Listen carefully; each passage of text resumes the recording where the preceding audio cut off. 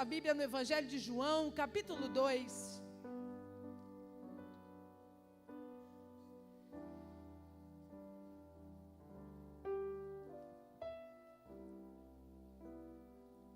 Evangelho de João, capítulo 2.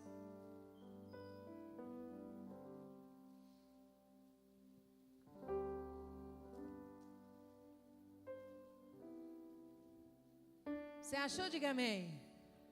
Glória a Deus. Diz assim a palavra do Senhor para nós essa noite. 3 dias depois, houve um casamento em Caná da Galileia, achando-se ali a mãe de Jesus. Jesus também foi convidado com seus discípulos para o casamento. Tendo acabado o vinho, a mãe de Jesus lhe disse: ele não tem mais vinho. Mas Jesus lhe disse: mulher, que tenho eu contigo? Ainda não é chegado a minha hora. Então ela falou aos serventes: fazei tudo o que ele vos disser. Estavam ali 6 talhas de pedra que os judeus usavam para as purificações, e cada uma levava de 2 a 3 metretas. Jesus lhe disse: enchei de água as talhas, e eles as encheram totalmente. Então lhes determinou: tirai agora e levai ao mestre-sala. Eles o fizeram. Tendo o mestre-sala provado a água transformada em vinho, não sabendo de onde viera, se bem que o sabiam os serventes que haviam tirado a água, chamou o noivo e lhe disse: todos costumam pôr o primeiro o bom vinho, e quando já beberam fartamente, serve o inferior. Tu, porém, guardaste o bom vinho até agora. Com este deu Jesus princípio aos seus sinais. Em Caná da Galileia, manifestou a sua glória, e os seus discípulos creram nele. Amém? Feche os seus olhos, abaixa a sua cabeça. Poderoso Deus, em nome de Jesus, essa é a tua santa palavra. Nós nos reunimos nesse lugar para te adorar, para te render louvores e graças, mas também para ouvir falar de ti, conhecer a tua palavra. Por isso eu me coloco atrás da cruz de Cristo, a sombra do Onipotente. Eu te peço, meu Pai, toma esse altar que é teu de honra e direito, ministra sobre nós, para a glória do teu nome, em nome de Jesus. Amém, amém, amém. Você pode aplaudir o Senhor? A Ele a honra, a glória e o louvor para sempre, aleluia. A Bíblia Sagrada, os textos originais da Bíblia Sagrada não são divididos por capítulos. É um livro só inteiro, do início ao final. É por isso que você se pega com o versículo 1 do capítulo 2 e fica um pouco perdido, quando ele diz: 3 dias depois. 3 dias depois de quê? 3 dias depois de quê? Porque o versículo 1 do capítulo 2 é continuidade do final do capítulo 1. Quando a Bíblia conta para nós a experiência do encontro de Jesus com Filipe e Natanael. Então, depois do encontro de Filipe e Natanael com Jesus, 3 dias depois, houve o casamento em Caná da Galileia. Deu para entender? Essa é a sequência de tempo. Então observe, achando-se ali a mãe de Jesus. Então, o primeiro versículo do capítulo 2 diz para nós que houve um casamento na cidade de Caná da Galileia. E é uma cidadezinha bem perto de Nazaré, fica a uns 7 quilômetros de Nazaré, bem pertinho. Nazaré, cidade onde Maria e Jesus cresceram. Provavelmente o casamento não era de uma pessoa estranha, era de um parente próximo, talvez um primo, próximo, por conta das características que o texto vai dizer para nós. Jesus foi convidado para o casamento, diz as Escrituras Sagradas, junto com os seus discípulos. Naquela época, não tinha ainda todos os discípulos, então provavelmente acompanhando Jesus, o Pedro, Filipe, Natanael, aqueles que estavam vivendo aqueles momentos que antecediam a data do casamento. Quando Jesus chega na festa, Maria já estava lá. Então observa, o casamento judaico, dependendo da condição financeira do noivo, pode durar de 3 dias a 7 dias. Tem festa de casamento em Israel que dura 7 dias. E você chora, né, amigo, para fazer um dia de festa, uma noitezinha só. Você fica, meu Deus, levanta a sua mão aí que eu quero profetizar para você ganhar bastante dinheiro. Para quando esse bem acontecer, você celebrar uma semana inteira, amigo. poder regozijar com o Senhor, aleluia. Então, não era o primeiro dia da festa, a festa já estava acontecendo, Maria chega antes, Maria participa do casamento desde o início. Por isso, a certeza de que não era uma pessoa estranha.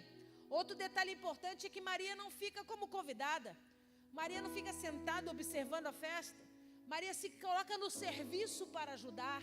Por que, pastora, a senhora está dizendo isso? Porque a Bíblia diz logo em seguida que ela percebe na coxia, na cozinha, que o vinho acabou.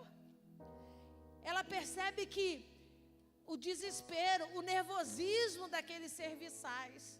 Por quê? Porque o vinho era símbolo da aliança. Não tinha celebração sem vinho. Não podia permanecer-se em festa sem o vinho.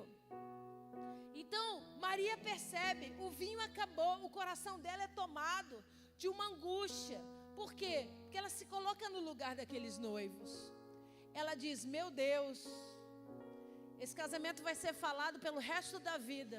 Não pela beleza que foi, não pelo que as coisas que aconteceram, mas pela tragédia do casamento ter sido interrompido por falta de vinho.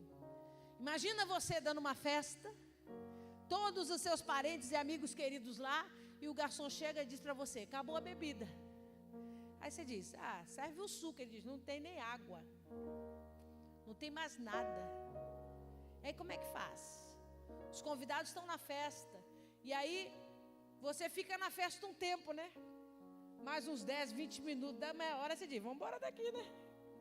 Não tem mais bebida. Como é que nós vamos dar continuidade à festa? A preocupação da Maria era, vamos destruir o sonho. Vão manchar a imagem desse casal, desses noivos. Ela fica profundamente mexida com aquela circunstância. Aí observa as escrituras. Versículo 3. Tendo acabado o vinho, a mãe de Jesus lhe disse, eles não têm mais vinho. 4. Mas Jesus lhe disse, mulher, que tenho eu contigo? Ainda não é chegada a minha... Olha aqui para mim. De forma alguma, essa expressão mulher que tenho eu contigo é uma frase desrespeitosa, é uma forma de expressão desrespeitosa. Por quê? Porque era da época, era comum se dirigir a mulheres desse jeito. Jesus falou assim para uma mulher, mulher, a tua fé te... ele não estava diminuindo ela, ele não estava menosprezando ela, era uma expressão da época, né? E quando Jesus diz para ela, mulher, que tenho eu contigo? Ele estava dizendo para Maria, Maria, entenda, eu estou percebendo a sua angústia, eu estou percebendo o seu desespero, eu estou percebendo que você está agitada, porque a festa pode acabar, e os noivos podem sair sendo falados, mas entenda, eu não tenho nada a ver com isso, eu não sou responsável por isso, você está me entendendo? Diga amém. E aí ele completa e diz assim, ainda não é chegado a minha... Qual que era a preocupação de Jesus? Era uma festa familiar, parentes de Nazaré, amigos estavam lá. Então Jesus diz para Maria assim, não é interessante que dentro da minha parentela eu me manifeste como o Messias de Israel, eu me apresente a eles nesse momento, porque Jesus tinha muito medo, a não compreensão, não era hora para isso. Por quê, pastor? Porque a lei dizia que para ser reconhecido como Messias de Israel, ele precisava de algumas características. As primeiras eram ter poder sobre enfermidades, manifestar cura, curar cegos e curar leprosos, que para o judeu era uma doença de cunho espiritual. Depois, para ser reconhecido como Messias, ele tinha que ter poder para ressuscitar mortos. E por último, ele tinha que ter poder para operar sinais de operações de maravilhas. Então, Jesus sabia que naquele momento, manifestar um desses sinais podia ser interpretado de forma errada. É por isso que ele diz, não é chegada a minha hora, não é tempo deles me reconhecerem ainda, mãe. O que Jesus estava querendo dizer? Ele não opera milagres sem propósito. Todos os milagres operados por Jesus têm propósito. Deixa eu dizer uma coisa para você, amigo, na autoridade do nome de Jesus. Ele não faz por fazer, ele não precisa provar nada para ninguém. Toda obra de milagres feita por Jesus na minha vida e na sua vida tem que ter propósito. Se não é para homem ver, se não é só para demonstração, para Jesus não serve. Tem que ter raiz, tem que ter fundamento, tem que ter propósito. Aí, observa, Maria diz assim, versículo 5, então, ela falou aos serventes, fazei tudo o que ele vos... O que ela falou isso? Ele acabou de dizer para ela que não ia se meter na bagaceira, que não ia fazer nada. Aí ela vira para os serventes e diz assim, obedece, tá? O que ele pedir, vocês obedeçam. Por que ela fala dessa forma? Porque ela sabia que ele poderia não querer se manifestar como Messias, mas ele também ia se sentir na obrigação de ajudar. Ele ia se sentir comprometido com a dor daquele casal e daqueles noivos. Que ele não ia fingir que não estava vendo o motivo que poderia levar aquele casal à humilhação, à vergonha, ao constrangimento. Ela sabia que ele se compadeceria daquele momento. Então ela vira para os serventes e diz assim, o que ele pedir para vocês fazerem, vocês fazem. Aí continua lendo o texto comigo. Estavam ali, versículo 6. Estavam ali 6 talhas de pedra que os judeus usavam para as purificações, e cada uma levava de 2 a 3 talhas de pedra. Imagina vasos enormes, pesados, de pedras. Por que eram de pedras e não de barro ou de louça? Porque a Bíblia diz, eram vasos para purificação, rito religioso. Lembra da circunstância do Pilatos? Que ele chega numa varandinha na sacadinha, o pessoal que vai comigo para Israel vai poder presenciar isso. Debaixo da sacadinha, Pilatos lava as mãos, sim ou não? Ele põe a mão numa bacia de louça e lava as mãos naquele ritual. Estou lavando as minhas mãos, estou me purificando. Então os judeus entendiam que não poderiam usar instrumentos parecidos com os romanos, porque eles não tinham parte com a idolatria. Então, ao invés de usar coisas de louça, que era o que Roma usava, que o Império Romano usava, eles disseram, não, o que é para purificação, nós vamos escolher as pedras. Nós vamos esculpir as pedras, pedras que nunca foram usadas para o fim da purificação, para o propósito da purificação. Então a Bíblia diz, 6 talhas de pedras, cada uma regulando de 2 a 3 metretas. Essa medida mais ou menos chega a 40 litros. Então, uma metreta, né? Então, se ela tinha de 2 a 3, ela podia chegar, cada vaso de pedra podia chegar a ter 80 ou até 120 litros de água. Quantas talhas eram? Quantas talhas eram? Então ali, amigo, reunido tinha mais ou menos 720 litros de água.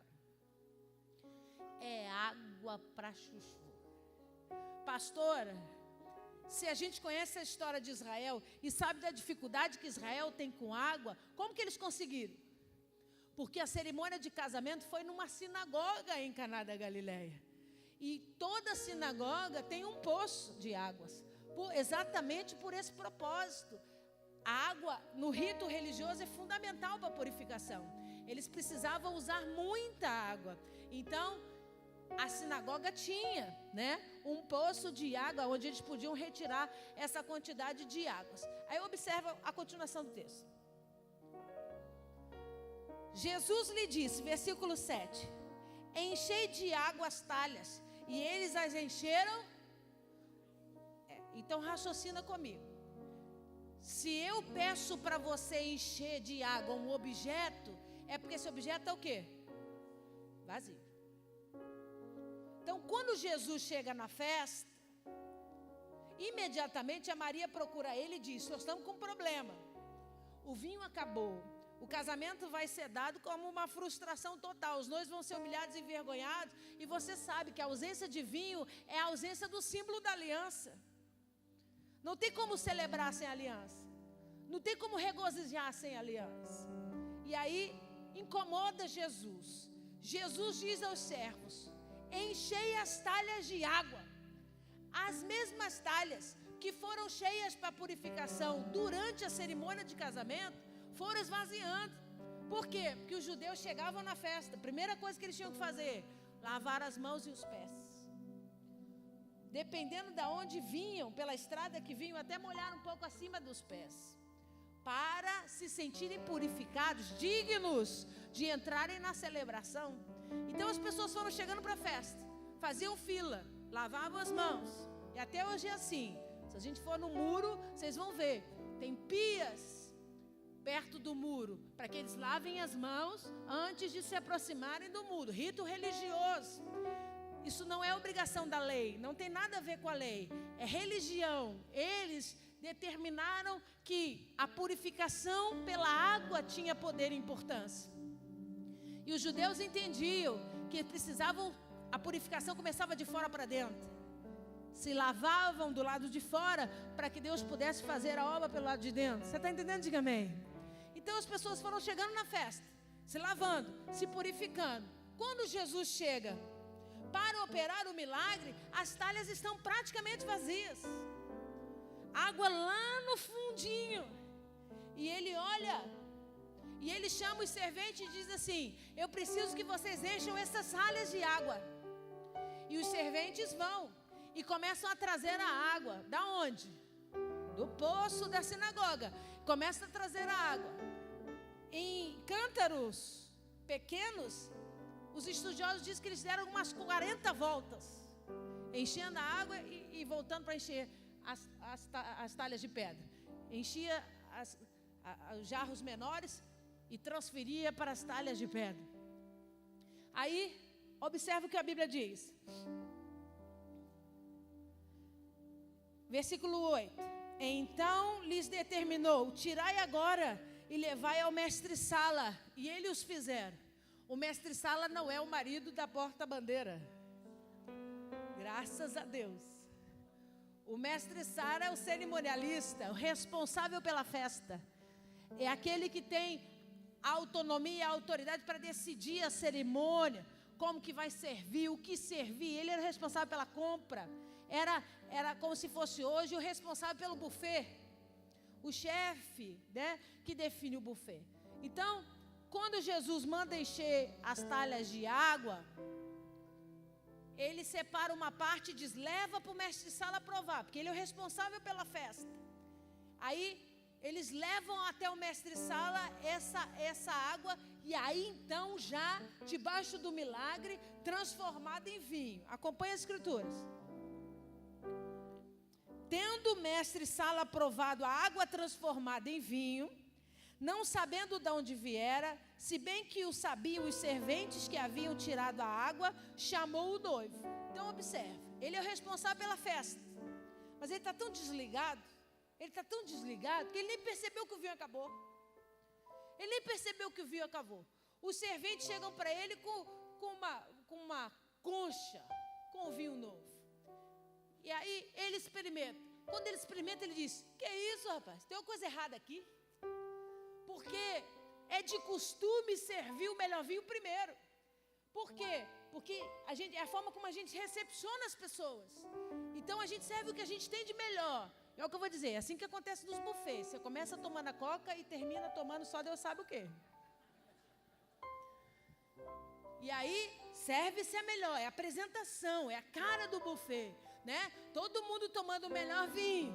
Depois que já tomou bastante, eles vão trocando, né? E a gente vai bebendo aquela bagaceira mesmo. Quando o mestre-sala prova o vinho, ele diz: opa, tem alguma coisa errada. Porque eu não servi esse vinho primeiro. Eu não dei ordem para esse vinho ser servido primeiro. Porque essa era a responsabilidade do mestre-sala. Aí ele vai no noivo. Ele chama o noivo e diz assim: você contrariou todo o costume, toda a prática legal dos judeus em servir o melhor vinho primeiro e depois botar o combate, como diz Diácono Levi. Você trocou, você separou e preservou o melhor vinho por último. O mestre-sala fala com quem? Com quem que ele vai falar? Com o noivo. E o noivo? Hã? O que esse cara está falando? Porque na cabeça do noivo, o erro foi do próprio mestre-sala. O vinho estava lá, ele pagou o vinho. Ele comprou as 2 espécies de vinho. Estava lá. Quem errou a ordem de serviço foi o mestre-sala. Ele não teve culpa nem responsabilidade por isso. Tanto é que quando ele fala com o noivo fica parado, sem reação. Tipo, o que ele está querendo dizer com isso? Ele não entendeu o que estava acontecendo. Observa que esse texto sagrado é cheio de personagens. Personagens que são extremamente importantes para o nosso entendimento e conhecimento da verdade. Primeiro ele fala da Maria, uma mulher cheia de compaixão e misericórdia, que se compadece com a dor do outro.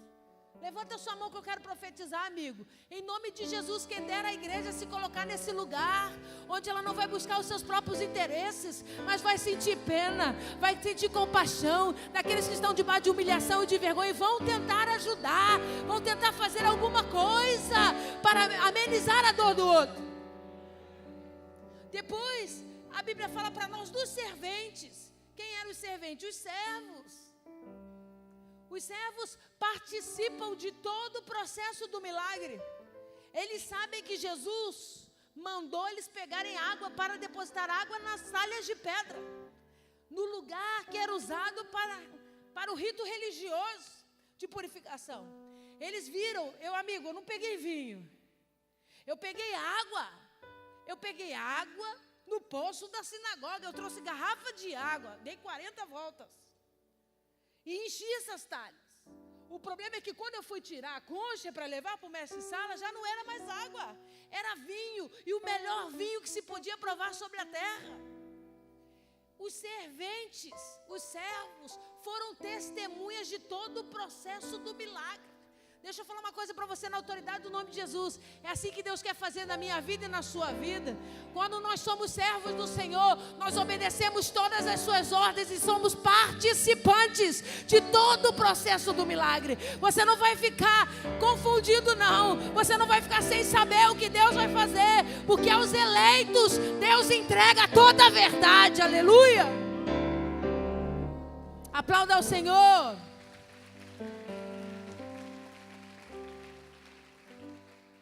E aí depois o texto fala do mestre-sala.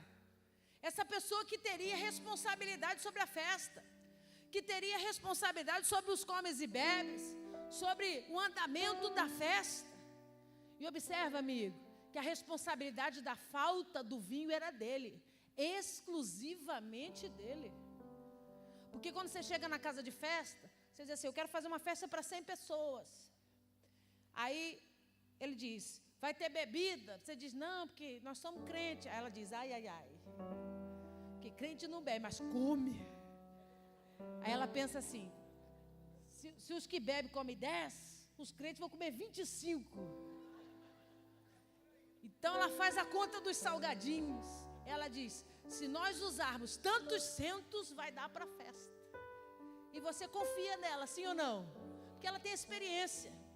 Porque ela faz isso a vida toda. Então aquele noivo confiou no mestre-sala. O noivo disse, nós vamos ter festa para 7 dias. E a família vem, hein? Vem gente de Nazaré, vem gente de Caná, vem gente de Jerusalém, vem gente da Galileia, vem a gente, hein? E aí o mestre-sala falou, então, vamos fazer a conta do vinho. Vamos fazer a conta da quantidade de vinho que vamos precisar.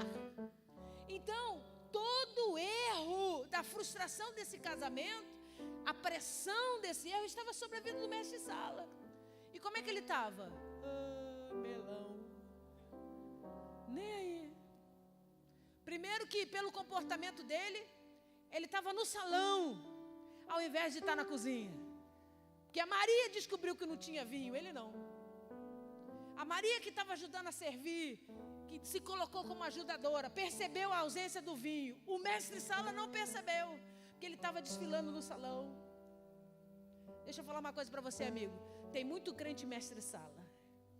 se achando dono, responsável pela obra, mas completamente desligado, completamente vazio de compromisso e responsabilidade, não assume os seus erros, não foi digno de chegar diante do noivo e dizer: eu fiz a conta errada, eu posso destruir seu casamento, eu posso ferir a imagem da sua casa e da sua família, porque eu errei. Não. Quando chega o melhor vinho até ele, o que ele faz? Ele vai com dúvidas aos noivos. Ele chega e ele diz assim: chegou até mim o melhor vinho, eu não sei de onde vem. Ué, quem é que trouxe o vinho para você? Quem é que levou o vinho ao mestre Sala? O servente. Qual que ia ser a minha posição e a sua? Que vinho é esse? De onde vem esse vinho? Que eu não comprei essa bodega. Quem trouxe esse vinho? Como esse vinho veio parar dentro dessa festa? A responsabilidade da festa era dele, era ou não é? Quando o melhor vinho chega, que ele toma, ele não quer saber nem de onde veio. Ele vai lá procurar o noivo e diz: ó noivo, você contrariou a tradição, hein?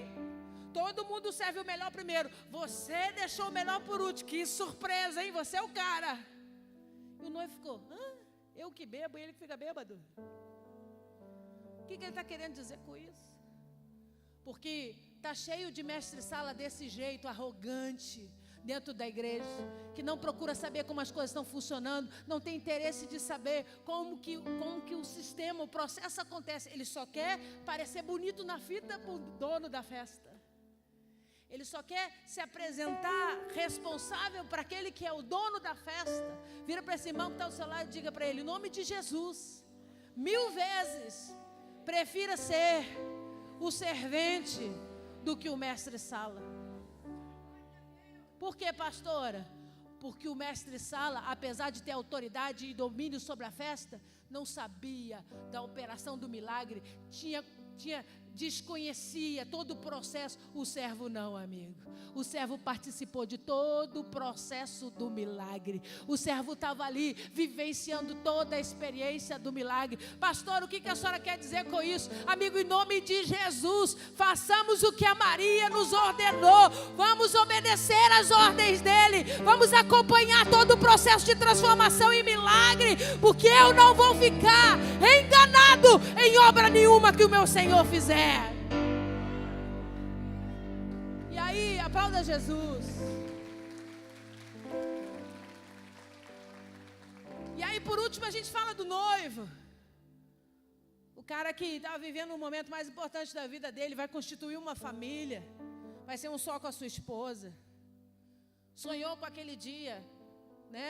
Durante muitos anos, mas completamente desligado a despeito do milagre. Ele não faz nem noção do que aconteceu na cozinha da festa da casa dele. O que aconteceu com o noivo? Ele desfruta do milagre, mas ele não sabe como o milagre veio. Ele não sabe por que o milagre veio, porque ele não pediu ajuda para Maria. Ele não procurou a Maria e disse: Maria, vai dar ruim para mim, Maria, porque o vinho acabou. Ele não procurou ajuda. Jesus atuou no casamento dele porque a Maria intercedeu. Porque a Maria percebeu que tinha alguma coisa errada. O noivo mesmo não. Então deixa eu te dizer, tem um outro grupo de pessoas dentro dessa história que experimentam milagres sem saber que são milagres e sem ter a oportunidade de glorificar o nome daquele que fez o milagre. Porque aconteceu, diz: oh, temos um vinho maravilhoso e novo para tomar essa noite. Mas eu não sei quem comprou, eu não sei quem pagou, eu não sei de onde veio, eu não sei quando acaba, mas está na minha festa. Quantas pessoas você conhece que são assim? Deus tem derramado bênçãos, Deus tem operado milagres, sinais, Deus tem feito coisas poderosas, mas ele está vivendo milagres sem conhecer o Deus dos milagres. Ele está experimentando da misericórdia e da compaixão de Deus, sem conhecer o Deus da compaixão. Você está me alcançando? Diga amém. E aí, por último, a Bíblia Sagrada diz que, versículo 11: com este deu Jesus princípio aos seus sinais, em Caná da Galileia, manifestou a sua glória e seus discípulos creram. Para os discípulos foi algo muito importante, Porque eles estavam perto de Jesus. Eles observaram os comandos. Eles perceberam tudo o que Jesus fez. Foi impossível negar a autoridade que Jesus tinha sobre aquele momento, sobre aquela circunstância. Transformar água em vinho é uma manifestação de operação de maravilhas. É impossível, as moléculas da água são completamente diferentes das moléculas do vinho. Não tem como virar. Houve um processo mesmo, houve uma atuação divina para que aquilo pudesse acontecer. Pastora, o que a senhora quer dizer com isso essa noite para nós? Eu quero chamar a sua atenção para alguns detalhes. Esse texto é um texto muito rico, que não fala apenas de receber um milagre. Deus conta toda a história da construção de um milagre. Deus especifica do versículo 1 ao versículo 11 todas as etapas que esse milagre passou para se tornar uma realidade. Eu quero fazer você entender isso essa noite. Olha comigo com carinho o versículo 6.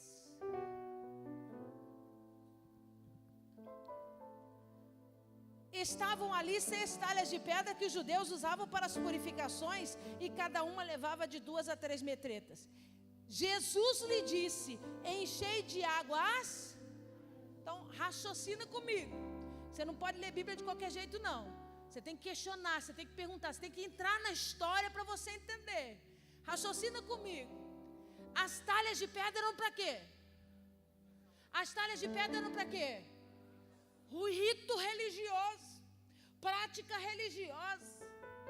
Quando o vinho acabou e a notícia chegou, por que Jesus não disse ao servente: me traz as garrafas vazias de vinho? Sejam cântaros ou odres, me traga os recipientes onde estava o vinho e enchei-os de água. Por que Jesus não fez isso? Por que Jesus simplesmente não pegou a jarra onde estava o vinho, que acabou, e mandou os servos botarem água ali? Não, ele decide usar as talhas de pedra que eram para purificação, que eram para o rito religioso. Não era muito mais fácil carregar as jarras de vinho e ali mesmo operar o milagre? Essa noite eu não quero falar de milagre, eu quero fazer você entender que Deus não age por instinto. Ele não vai responder os seus pedidos só por capricho. Ele precisa que você entenda todo o processo do milagre. Ele precisa que você experimente do processo. Por que, pastora? Porque senão você vai passar a vida toda assim: ó, Jesus, acabou aqui, ó. O senhor precisa me dar. Bota mais vinho aqui, ó, porque acabou. Aí Jesus vai, enche a garrafa, opera o milagre e você volta para casa. Daqui a 6 meses você volta: ó, Jesus, acabou, hein? Preciso que você faça de novo. O problema é que toda ausência compete responsabilidade. Tudo que falta tem mérito, tem causa, tem circunstância. O que Jesus estava querendo dizer é: eu vou tirar esses meus amigos do tempo da vergonha e da humilhação, mas não vou fazer para que eles entendam que eu estou suprindo o que eles perderam. Não vou fazer um milagre para que eles achem que eu estou sensibilizado porque a festa não tem vinho. Porque atrás de todo milagre existe um processo de transformação que é infinitamente mais importante para Deus do que satisfazer as suas vontades. O que Jesus estava querendo dizer é: ok, eu não vou deixar vocês ficarem sem vinho, mas vocês vão aprender o recado. Vocês vão aprender o que isso significa, porque toda ausência cabe responsabilidade. Se está dando ruim no seu casamento, amigo, se está faltando amor, se está faltando compreensão, se está faltando entendimento entre o casal, tem necessidades que precisam ser resolvidas lá dentro. Comprometimento, reconhecimento. Algum de nós falhou, algum de nós errou. Se comprometa com os erros, se responsabilize pela ausência, para que Deus possa te mostrar o processo todo do milagre. Porque nós somos a geração que chega a esse altar todo o apelo dizendo para o Senhor: eu preciso de emprego, eu preciso de casa, eu preciso que os meus filhos estejam bem, eu preciso de saúde, eu preciso de dinheiro, eu preciso disso, eu preciso. Olha você mostrando as jarras vazias de vinho para Jesus. E Jesus olha e diz assim: eu sei que você precisa, mas não vou fazer do jeito que você quer. Você precisa ter responsabilidade sobre as suas ausências. Você precisa entender, se faltou vinho, tem responsável. Se está faltando alguma coisa dentro de você, dentro da sua vida, dentro da sua casa, tem responsável. Assuma a sua responsabilidade e diga para Deus: eu estou negligenciando. Eu estou negligenciando com o meu comportamento, eu estou negligenciando com meus sentimentos, eu estou negligenciando com experiências. A verdade é, não estou vivendo porque não cumpri com diligência. Você está me alcançando? Diga amém. A festa só teve intervenção de Jesus porque alguém errou, alguém fez a conta errada. Senão ela ia seguir perfeitamente, Jesus não ia precisar se manifestar. Quando você cumpre o seu papel e faz aquilo que é certo, Jesus não vai precisar se manifestar. As coisas vão caminhar perfeitamente. O problema é que nós somos a geração acostumadas a me dá Jesus. Me dá aí, Jesus. Acabou o vinho, como é que eu vou ficar? Eu vou ficar humilhado, eu vou ficar envergonhado, as pessoas vão rir de mim. Por que o Senhor está fazendo isso comigo? Por que você deixou o vinho acabar? Por que eu sou escolhido, eu sou teu filho? E Jesus olha e diz: eu não tenho nada a ver com isso. Se acabou, houve negligências. Se acabou, alguém fez a conta errada. Mas eu estou aqui. Eu vim a essa festa e por compaixão e amor eu vou operar um milagre. Eu vou fazer a obra na sua vida. Mas entendem? Você precisa ser como o servo, observar todo o processo para que nunca mais você venha cometer erros do passado. O vinho novo é resposta da observação de todo o processo. O melhor vinho é o resultado de todo um processo que Jesus começa a fazer na minha vida e na sua vida. Observa, ele pede as talhas de pedra, enche as talhas de pedra de água, o objeto da purificação. Ele deixa o judeu maluco. Como é que ele vai usar as talhas? Nós estamos lavando a mão. Nós estamos lavando o pé.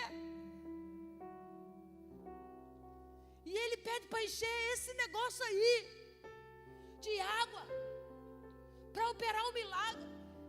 O que Jesus estava querendo dizer com aquilo? Jesus estava dizendo: vocês se preocuparam muito mais em ter talhas de água suficiente para atender a purificação dos seus convidados do que ter aliança para eles. Você entendeu o que eu disse? O vinho acabou primeiro que a água das talhas. Quando Jesus chega, as talhas estão vazias, no fundo, quase zeradas. Mas a Bíblia diz que o vinho já tinha acabado. A preocupação do rito religioso foi muito maior do que a manifestação da aliança, que era o símbolo do vinho. Pastor, o que a senhora quer dizer? Eu quero dizer que a gente faz isso, né? A gente perde muito mais tempo cuidando da aparência, cuidando do exterior, cuidando de purificar o que as pessoas veem, do que se preocupar com realmente aquilo que Deus quer. A presença do vinho na festa era extremamente mais importante do que aquelas bodegas daquelas talhas de água. Mas eles se sentiam mais importantes, eles se sentiam mais purificados se eles passassem pela purificação das águas. Extremamente religioso. Não tem nada a ver com a lei. Por quê, pastor? Porque Jesus veio para cumprir a lei. Ele não veio para revogar a lei. Ele veio para cumprir. Mas a purificação com água era um rito religioso. Olha para mim. Agora você entende por que Jesus nunca batizou ninguém nas águas. Porque o processo de purificação das águas é rito religioso. Ele se submete a João porque entende. Eu preciso passar pelo rito, porque eu sou testemunha. Eu quero ensinar como tem que se fazer. Mas ele não vai para a beira do Rio Jordão batizar pessoas. Por quê? Porque ele está muito acima de ritos religiosos. Ele é o caminho. Ele é o fim de toda a história. Tudo o que fazemos em práticas religiosas, buscamos Ele. No final é Ele. No final é a manifestação do nome dEle, da glória dEle. Então não faz sentido nenhum Ele ser instrumento do rito religioso. Então o que Ele diz?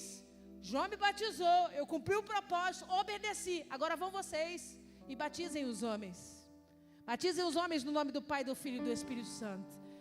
Ensine-os a desenvolverem uma vida de discipulado, andando juntos, pregando a palavra. Você está me alcançando? Diga amém. Então ele pega as pedras, as talhas de pedras com água dos ritos religiosos e ensina para eles muito mais do que a purificação pelo lado de fora. É o poder e a unção que o sangue de Jesus vai fazer pelo lado de dentro. Porque o vinho, ele apresenta e diz, na última ceia ele diz: esse é o meu sangue, o sangue da nova aliança. Quando vocês buscam a purificação pelo lado de fora, o meu sangue vai trabalhar para purificá-los verdadeiramente, para transformar vocês verdadeiramente e vocês experimentarem de algo poderoso. Observa o versículo 10. Todos costumam pôr o bom vinho primeiro, e quando já beberam fartamente, servem o inferior. Tu, porém, guardaste o bom vinho até agora. Deixa eu te explicar. Os judeus continuam acreditando nessa teoria até hoje. A declaração deles é: nós já bebemos o melhor vinho. O melhor vinho nos foi servido quando nós tivemos a oportunidade de estar entre os nossos patriarcas, Abraão, Isaque e Jacó. Quando nós experimentamos ouvir a voz profética dos nossos profetas. Quando Moisés se manifestou como o libertador do nosso povo. Quando Deus nos abençoou com Davi para ser rei de Israel e de Jerusalém. Essa foi a época do melhor vinho, onde nós experimentamos sinais, onde nós experimentamos maravilhas, onde nós vimos com os nossos olhos o cuidado e o mover de Deus. Aí você pergunta hoje para o judeu e diz para ele assim: hoje você não bebe mais desse vinho? Ele diz: só lembranças. Hoje o vinho é aguado, sem gosto, porque não temos mais experiências como tínhamos no passado. A referência do melhor vinho para eles era a experiência do passado. E aí esse mestre-sala diz para o noivo: essa é a nossa tradição. Nós tomamos o melhor vinho primeiro, mas você não fez isso. Você deixa o melhor vinho para o final. Era Jesus dizendo para eles, através da manifestação do poder e do milagre: tudo o que vocês acham que foi bom, o que tinha o melhor sabor, o que vocês experimentaram ser o melhor, não se compara àquilo que ainda está por vir. Porque eu não sou Deus que preservo as coisas primeiro. Eu não sou aquele que honro primeiro. Eu não sou aquele que visito primeiro. Eu deixo as melhores coisas para o final. Porque muito melhor é o fim do que o começo de todas as coisas.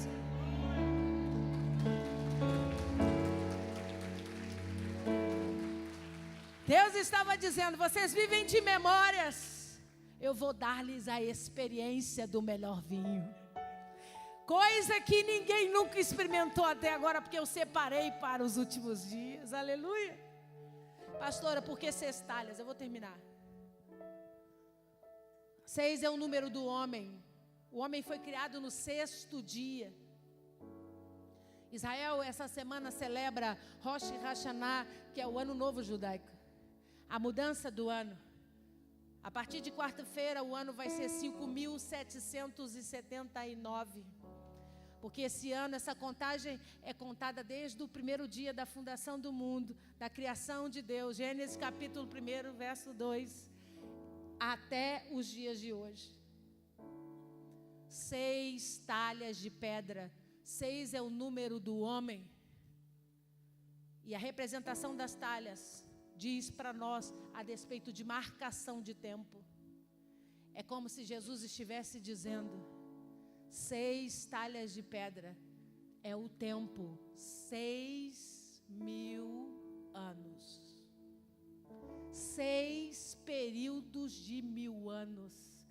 O primeiro debaixo de Adão e Eva, seus descendentes, o segundo de Noé, o terceiro, já de Moisés, depois os profetas, o quinto de Jesus Cristo, e a 6ª talha representa o último período de 1000 anos. Vira para esse irmão que está ao seu lado e diga para ele: é esse agora, ó. É o que nós estamos agora, ó. Olha para mim. 5.779 anos será celebrado até quarta-feira. 5 talhas completamente cheias. E a 6ª, 2/3. Você entendeu o que eu disse? 5 já cheias. A última, 2/3. Quase chegando na tampa. Ele bota água nas talhas de pedra. No lugar do ritual religioso. Opera o maior milagre, o primeiro grande milagre de operação de maravilhas. Aquela água sem cor, sem gosto, sem cheiro, se transforma num líquido muito saboroso, perfumado e colorido. Uma transformação radical, plena. Pastora, por que Jesus não operou esse milagre nos jarros do vinho? Porque Ele não precisa dar continuidade às experiências que você já está tendo. Ele precisa transformar todas as suas experiências. Ele precisa trazer para você uma realidade completamente nova. É por isso que a Bíblia diz: Ele não vai misturar 2 espécies de vinho. Não dá para botar o vinho novo em recipiente do vinho velho. Por quê, pastora? Porque não vai dar certo. Você está acostumado com um, ele tem um novo. Ele está dizendo: não, nós vamos começar do zero. Tudo que está vazio, que não faz sentido para você, é aí que eu vou transformar. É aí que eu vou operar o milagre. É aí que eu vou fazer você experimentar o que você nunca experimentou em toda a história da sua vida.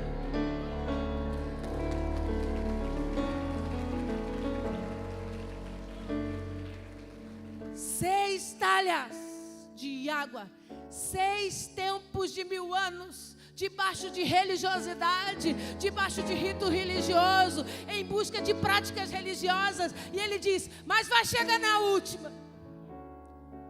E quando chegar na última, o milagre vai acontecer. Porque o meu povo não vai ficar preso a circunstâncias, a obrigações. Eles vão experimentar de uma aliança tão forte e tão poderosa, que eles não vão se lembrar do tempo onde precisavam cumprir ritos religiosos. Por quê? Porque a aliança é intimidade. A aliança é um tempo glorioso e transformador. No casamento não se brinda a alegria, se brinda a aliança. Porque se tem aliança, tem fruto do Espírito, tem alegria. Quando você tiver a oportunidade de experimentar do melhor vinho, do vinho novo que Jesus vai operar na minha vida e na sua vida, Ele está dizendo para mim e para você: cheguem, porque a partir do momento que nós temos aliança, a alegria vem sobre a tua vida, a alegria instituída sobre você, e toda referência de melhor do passado vai ficar no passado, porque um novo tempo está chegando para a minha vida e para a tua vida. Eu vou viver as experiências do melhor vinho. O melhor vinho é o vinho do milagre. O melhor vinho é o vinho do processo do milagre. Você, pai e mãe, não honra filho desobediente. Você, pai e mãe, não fica paparicando filho que te desobedece, que é mal criado. O que você faz? Só vai ganhar presente quando você melhorar. Você só vai receber o que você está pedindo quando você se comportar. É assim ou não é? Por que você acha que com Deus ia ser diferente? Você ia ficar batendo pezinho, fazendo biquinho: me dá, me dá, me dá, me dá, me dá, me dá. Por que não me dá? Por que não me dá? E ele ia ficar: toma, filho, fica quieto, calma. Toma aqui, papai está te dando. Papai não vai deixar faltar, olha. Toma, toma, toma. Você ia ser filho mimado, cheio de caprichos e vontades uma vida inteira. E nunca ia reconhecer a porção do melhor vinho. Por quê? Porque você quer beber. Você não quer passar pela ausência. Você não quer passar pela falta. Qualquer um serve. Você não está preocupado com a qualidade. Quem está preocupado com a qualidade é Jesus Cristo na sua vida. É por isso que Ele fecha portas que você pede para Ele abrir.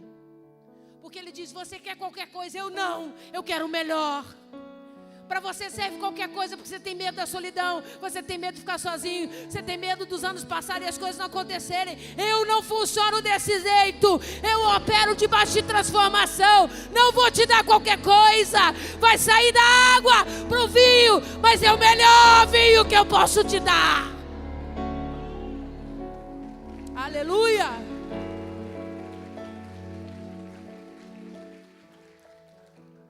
Ó. Então, a partir de hoje, faz mais feio, não. Não fica dando uma de filhinho mimado. Não sei porque meu pai não me dá. Ele não está vendo a humilhação que eu estou passando. Ele não está vendo que as pessoas estão rindo de mim. Ele não está percebendo a tristeza que eu estou vivendo. É melhor se antecipar e dizer, Senhor, onde que eu caí para a ausência ter se manifestado na minha vida? Onde foi que eu errei? Porque se tem ausência no meu casamento, o erro é meu. Se tem ausência na criação dos meus filhos, o erro é meu. Se tem ausência no meu problema, na minha vida profissional, o erro é meu, é minha conduta, é minha escolha, é minha decisão. Onde foi que eu errei? Onde eu caí nesse caminho todo que tem me impedido de viver a plenitude? Quando você reconhece, você adianta o processo. Que Ele diz, vai lá, vai. Enche as talhas de pedra, de águas. Porque o que você acha que você vai usar como rito religioso para se transformar em alguém melhor, eu vou transformar para operar o maior milagre, a maior experiência que você pode viver em toda a história da sua vida. Não abra mão do melhor vinho por causa de um vinho qualquer. Às vezes Deus permite que o vinho falte na nossa casa, no nosso casamento, na nossa vida, no nosso trabalho, na nossa vida financeira, para a gente despertar. Se a gente passar muitos anos tomando qualquer vinho achando que está bom, a gente passa uma vida toda. A gente vem para a igreja, porque domingo é dia de que a gente vem para a igreja. A gente vem no culto da semana para a gente ficar bonito na fita. A gente veste umas roupinhas melhor, a gente para de falar palavrão, tudo rito religioso. E onde Deus diz assim, vinho fraco esse, porque o melhor vinho manifesta a aliança. Se eu tenho aliança com você, eu sou a videira verdadeira. Você está preso em mim, você é ramo, os frutos que você dá são meus, é nossa responsabilidade, trabalhamos juntos. Tudo que eu vou fazer por você, vou fazer porque eu sei que o meu nome vai ser glorificado, estamos juntos, temos aliança. A palavra bodas, na Bíblia Sagrada, no latim, é voda, que significa promessa. É aquele momento onde os noivos trocam os votos, onde você promete fidelidade, onde você promete aliança, onde você promete ser o que Ele precisa que você seja, e o teu cônjuge faz a mesma coisa. Deus está dizendo, quando você viver a experiência da aliança verdadeira, nós temos promessas que nos unem. Temos palavras que nos unem. E juntos, debaixo dessa aliança, não tem como você viver uma vida medíocre, porque o que sai de mim é o melhor vinho dessa terra. Juntos, debaixo de uma mesma aliança. Pastora, o que a senhora quer dizer? Eu vou terminar. Gênesis capítulo 1, verso 31. Depois que Deus criou o homem, Deus disse, tudo que eu fiz foi muito bom. O texto de João capítulo 2 é espelho de Gênesis 1, 31. Depois que ele prepara o vinho, ele diz, o que eu fiz é muito bom. Não é comparado às coisas dessa terra, não é comparado às obras que os homens fazem. Vem da parte de Deus para nós. vou terminar dizendo para você. Jesus não tem preocupações em realizar aquilo que você tem pedido a Ele. Todas as preocupações de Cristo a respeito da minha vida e da sua vida é nos ensinar o propósito de transformação. É nos ensinar. Sabe por que eu estou mudando você da água para o vinho? Porque essa essência vazia, sem gosto e sem sabor, não contamina ninguém. Essa vida vazia e religiosa que você leva não tem trazido ninguém aos pés da cruz. Mas quando você experimentar do vinho novo, aleluia. Quando você mergulhar no vinho novo, as pessoas vão querer beber desse vinho. As pessoas vão querer provar desse vinho, porque esse é o melhor vinho que alguém pode dar. Não brigue com Deus, porque o teu vinho acabou. Diga para o Senhor: onde foi que eu errei as contas? Me ajude a enxergar onde eu errei. E se permita passar pelo processo de transformação. O vinho novo, o melhor vinho, é o resultado do processo de transformação em Deus. Amém? Fica de pé no seu lugar.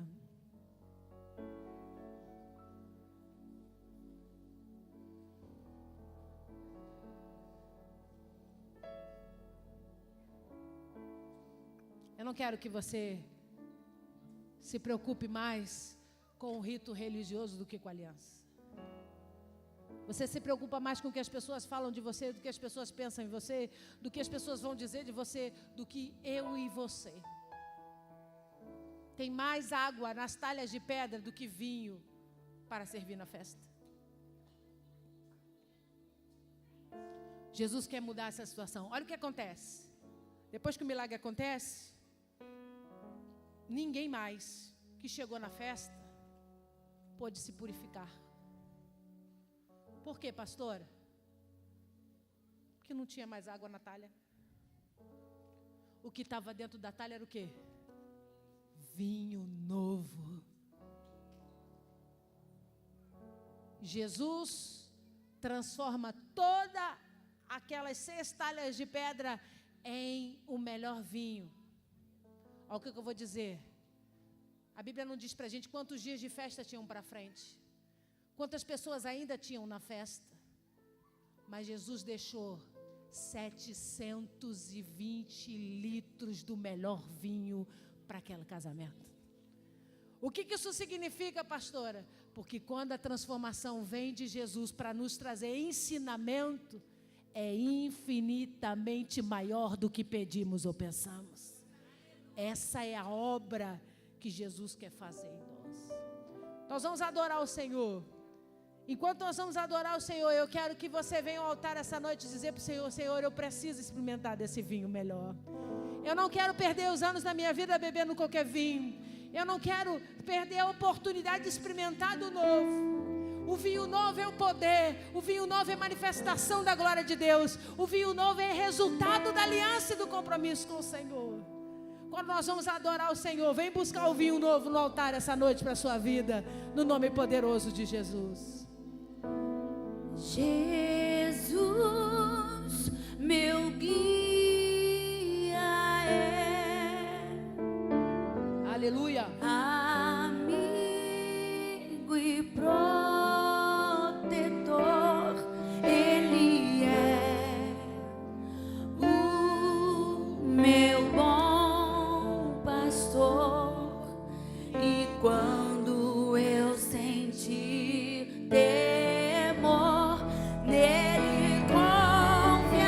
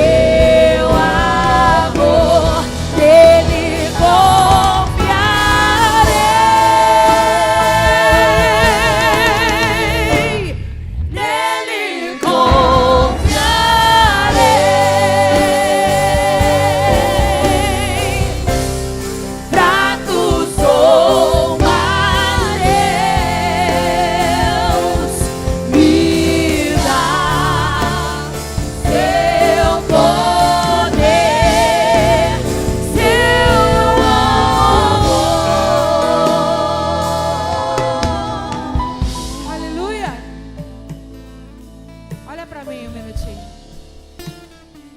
Talvez você esteja passando por um momento como aquele noivo estava vivendo.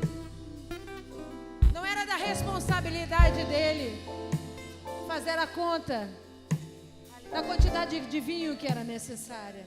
Era a responsabilidade do mestre Sala, mas ele confiou. Ele acreditou que o mestre Sala dava conta, que ele era entendido, que ele era responsável. Deixa eu dizer uma coisa para você. Às vezes a falta que você está vivendo hoje é porque você confiou. Confiou que alguém faria, confiou que alguém cuidaria, confiou que alguém se responsabilizaria. Isso não aconteceu. E o vinho acabou, o símbolo da aliança acabou. E você está vivendo em busca do milagre. Não é errado viver em busca do milagre, mas eu quero que você entenda que o milagre por milagre não vai mudar a história da sua vida. Você não precisa apenas do milagre.